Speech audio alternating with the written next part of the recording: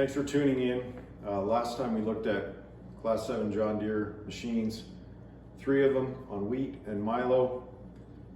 Pretty classic things to see in the US. Right here we'll quickly go through corn, a couple scenarios with corn, and then in the next video we'll look at some Canadian scenarios with wheat and canola. So thanks for tuning in.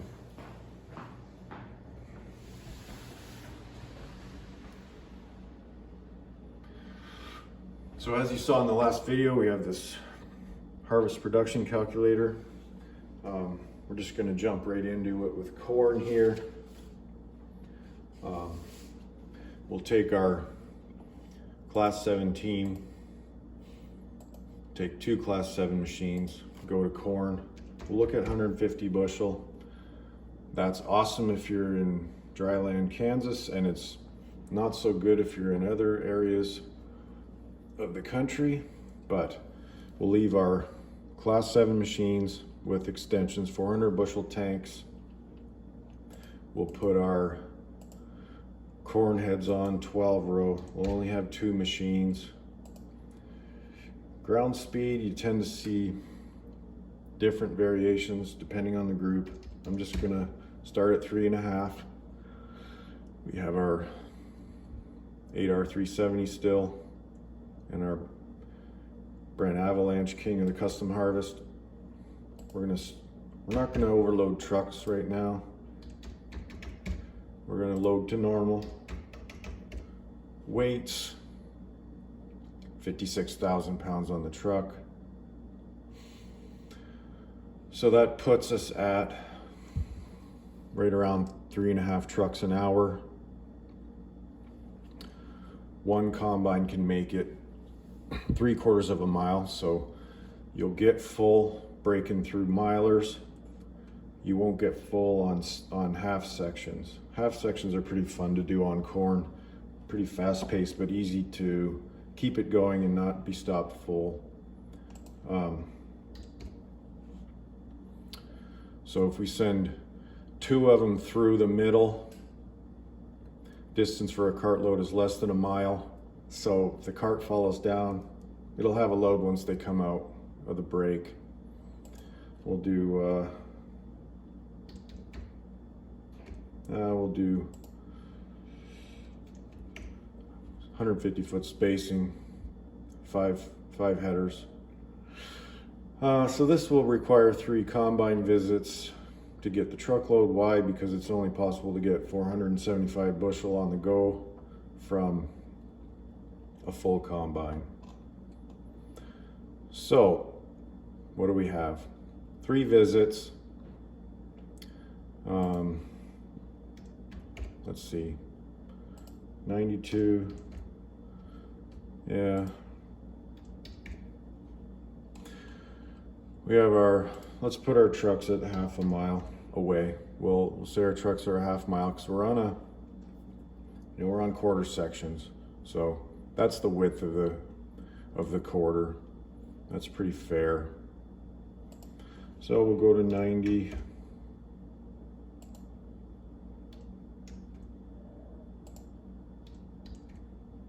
Yeah, that's still a busy day.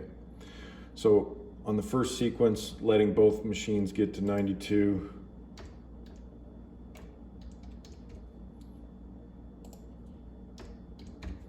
About 92% full on the first 2 visits, and then get 125 bushel top off from the leader again, and then off to the trucks. 15 miles an hour. It's pretty busy all day. So let's say you're trying to plan for the, plan for the worst. 22 miles an hour to and from the trucks, not really going to keep up very well. That's busy. So that's on the borderline of wanting to be a 2-cart job. Now all of a sudden, something like a 7 mile an hour day all day for 2 carts. So, but let's say you want to look at dropping a cart, No, we don't want to run 2, or we can't find another operator or whatever. So we're gonna force it one cart. Let's look at a faster unloading cart, a cart that just unloads faster. Leave our distance. Now we're down to like a 12-13 mile an hour day. That's reasonable for a pretty ambitious cart person. But what we should have done is do our baseline first. So put this back to what we had, 2 carts. That was our baseline. Again, this is 2,500 acres, around 4 sections of 150 bushel corn. That'll be our baseline. Let's drop a cart. But we put the faster unloading cart on there. We're down to a 13 mile an hour day. That's pretty reasonable. This is 2,500 acres and something around a $20,000 savings by parking a cart, give or take. You know, obviously you have to put your appropriate numbers in for tractor cost of operation and combine cost of operation and whatnot. But all the savings right here are just from the cart. Okay. So 20,000, around 20,000. Let's say you're wondering, well, can my 8 series really keep that going all day long? Well, if the ground is firm and there's no hills and bad bumps, yes, it can. But in the long run, that's very busy. If the ground gets soft or there's any hills, that's pretty busy. So let's say you're thinking, well, what if we put the 9 series on? We don't normally do that. We like to leave it parked, but let's put the 9 series on. What's the cost difference? Well, can you do that seat of the pants? Not very quickly, but here, look, you're still 15,000 to the good. So 5,000 extra to run that tractor, mostly because of the cost per hour, and it'll use a little more fuel, but it's at least worthy of consideration. Now, here's something else that's pretty interesting. Okay, let's go back. Well, let's leave this alone for a minute. Let's trade these off for Class 8s. Well, what's the big deal? Still 400 bushel tank compared to my Class 7s with extensions, but the unload rate, the auger unload rate is a half a bushel a second faster. So what? Okay, well, so what? Now I can change this a little bit.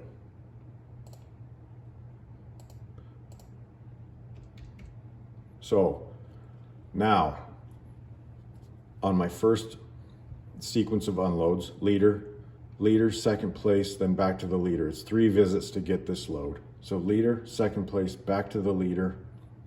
If I let them both get around 96% full on the first 2 visits and only get 110 bushel top off from the 3rd visit, now all of a sudden, this is a 10 mile an hour job all day, just because those combines unload a little faster. It's like remarkable. Now, yes, they're more expensive, and I know you're not gonna run out and buy Class 8s just on that basis, but it's at least worth considering. Yeah, they might use a little more fuel, they cost a little more, but those, you know, you could put those numbers in there and kick this around a little bit. Now, you're back to a 10 mile an hour day. All of a sudden, you know, we can park that 9 series. You know, the 8 can do that pretty much.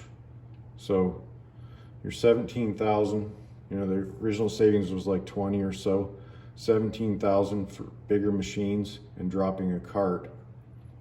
It's just sort of interesting to look at.